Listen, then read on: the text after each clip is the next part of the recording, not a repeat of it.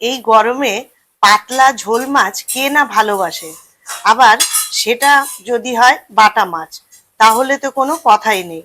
বন্ধুরা, আজ আমি আলু আর ঝিঙে দিয়ে বাটা মাছের পাতলা ঝোল তৈরি করব, যা হবে খুবই টেস্টি আর হেলদি। চলুন শুরু করি।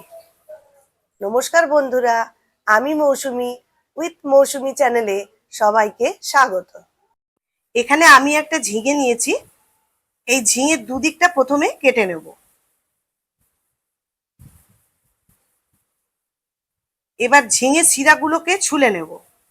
এই গরমে ঝিঙে নতুন নতুন উঠেছে, তাই ঝিঙেগুলো কচি অবস্থায় থাকে, তাই সম্পূর্ণ খোসাটা কাটবো না, শুধু শিরাগুলোকে বাদ দিয়ে দেব।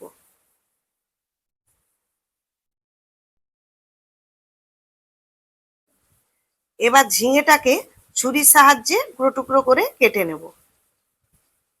এই ঝিঙে দিয়ে বাটা মাছ রান্না করলে খেতে খুবই ভালো লাগে। এবার কেটে রাখা ঝিঙেগুলোকে জলের মধ্যে ভিজিয়ে রাখবো। এবার একটা মিডিয়াম সাইজের আলু নিয়েছি, যেটাকে এইভাবে ছুলে নেব। আর আলুটাকে এইভাবে লম্বা লম্বা করে টুকরো করে নেব।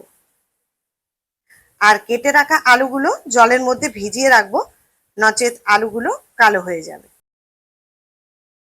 আমি 4 পিস বাটা মাছ নিয়েছি। এই মাছটাকে ভালো করে কেটে বেছে ধুয়ে নিয়েছি। এই মাছটাকে হাফ চামচ লবণ আর 1 চামচ হলুদ দিয়ে মাছগুলোকে মাখিয়ে নেব। এটা 10 মিনিটের জন্য রেস্টে রাখব।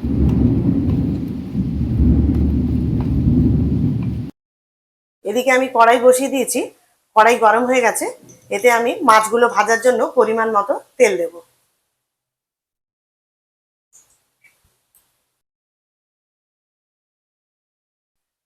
মাছগুলো আমি ভেজে নেব।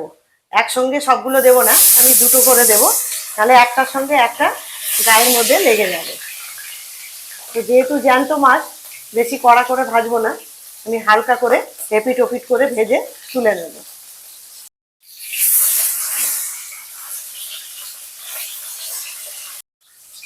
মাছগুলো আমার ভাজা হয়ে গেছে। এবার মাছগুলোকে আমি তুলে নেব। আর বাকি যে 2 পিস মাছ আছে, সেই দুটো মাছও দিয়ে দেবো।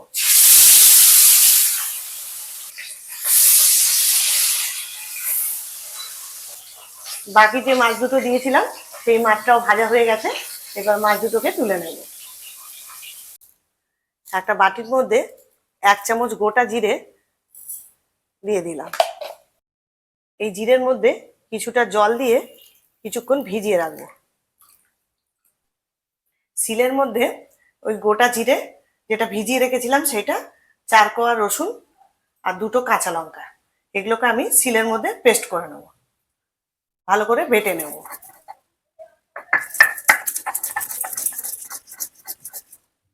ওই তেলের মধ্যেই হাফ চামচ কালো জিরে আর 2টো চেরা কাঁচা লঙ্কা দিয়ে দিলাম। ওই ফোড়নের মধ্যে কেটে রাখা আলুগুলোকে দিয়ে দেবো।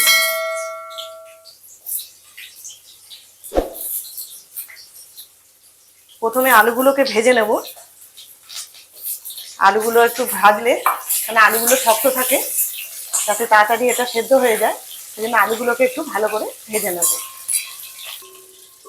মিনিট 2 এটাকে চাপা দিয়ে রেখেছিলাম। আলুগুলোও কিছুটা ভাজা হয়ে গেছে।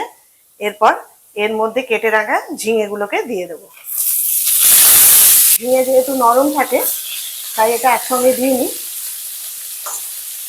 এরপর ঝিঙে আর আলু একসঙ্গে ভালো করে মিশিয়ে নিয়ে দুটোকে আবার ভালো করে ভেজে নেব। তার জন্য আরো কিছুক্ষণ ঢাকা দিয়ে রাখবো। ঝিঙেটাও কিছুটা মজে গেছে। এর মধ্যে স্বাদ মতো লবণ দিয়ে দেবো। আর দিয়ে দেব 1 চামচ হলুদ। এই গরমের সময় বাটা মাছ বা যে কোনো জ্যান্ত মাছ খাওয়া খুবই ভালো। এতে পেটও ভালো থাকে, তাছাড়া স্বাস্থ্যের জন্য খুব উপকারী। তাই বন্ধু, এই সময় যত টাটকা মাছ খাওয়া যায় ততই ভালো। আমি এখানে আলু আর ঝিঙে দিয়ে বাটা মাছের পাতলা ঝোল তৈরি করছি। এই রান্না ছোটবেলায় মায়ের হাতে খেয়েছি, আবার সেটা নিজেও করছি। স্বাদ কিন্তু সেই একই রকম হয়েছে। এরপর জিরের যে পেস্টটা তৈরি করে রেখেছিলাম সেই পেস্টটাকেও দিয়ে দিলাম, আর সামান্য একটু জল দিয়ে দিলাম। এরপর মশলার সঙ্গে ভালো করে আলু আর ঝিঙেগুলোকে একটু কষিয়ে নেব। এই গরমের দিনে এই হালকা পাতলা ঝোল খুব ভালো লাগে খেতে। বন্ধুরা, আমার মতো আপনারা কে কে ভালোবাসেন কমেন্টের মাধ্যমে কিন্তু জানাবেন। আমার মশলা থেকে সুন্দর গন্ধ বেরিয়ে এসছে। এরপর আগে থেকে আমি গরম জল করে রেখেছিলাম, সেই গরম জলটা এর উপরে পরিমাণ মতো দিয়ে দেবো। যেহেতু আমি মাছের ঝোল পাতলা রাখবো, তাই জলের পরিমাণটা একটু বেশিই দেবো। ঝোলটা ফুটে আসা অবধি একটু চাপা দিয়ে রাখবো। 5 মিনিট মতো ফুটিয়ে নিয়েছি। এবার ভেজে রাখা মাছগুলোকে এই ঝোলের মধ্যে দিয়ে দেব।